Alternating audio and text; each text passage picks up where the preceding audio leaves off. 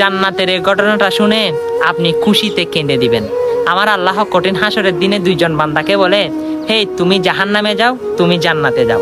যে কে জান্নাতি বলেছে সে দূরে দূরে জান্নাতের মধ্যে ঢুকে যাবে, আর যে জাহান্নামে যেতে বলছে সেও দূরে দূরে জাহান্নামের দিকে ধাবিত হতে লাগলো।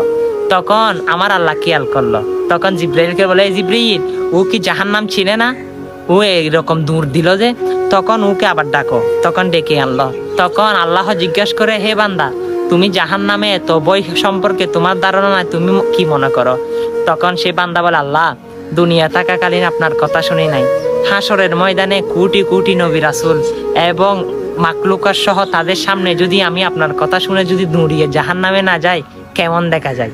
আমার আল্লাহ বলে, হে বান্দা তুমি দুনিয়াতে আমাকে এত ভালোবাসা দাও নাই, হাসরের ময়দানে এসে এত ভালোবাসা দিয়েছ, যাও সেটার স্বরূপ হচ্ছে তোমাকে আবার জান্নাতে পুনরায় দিয়ে দিলাম। সুবহানাল্লাহ। তখন দৌড়ে দৌড়ে তিনি জান্নাতের মধ্যে প্রবেশ করবেন। হ্যাঁ, সেটি আমার আল্লাহ এত দয়াবান। অবশ্যই সেই আল্লাহর প্রেম ভক্তি নিয়ে তার ভিডিওগুলো সকল মুসলমানের কাছে পৌঁছে দেন। আমরা তো দুনিয়া এসেছি আল্লাহর গোলামি করতে, আল্লাহর গোলাম হিসাবে পরিচয় দিন। ভিডিওটা শেয়ার করে দিন। আমিন।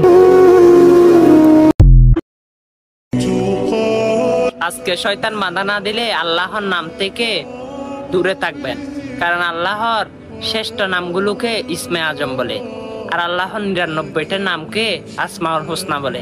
সবাই একটি একটি আল্লাহর নাম বলে যাবেন। যদি আপনার কাছে যদি শয়তান না থাকে, সেই নামের মধ্যে যতটা খরচ থাকবে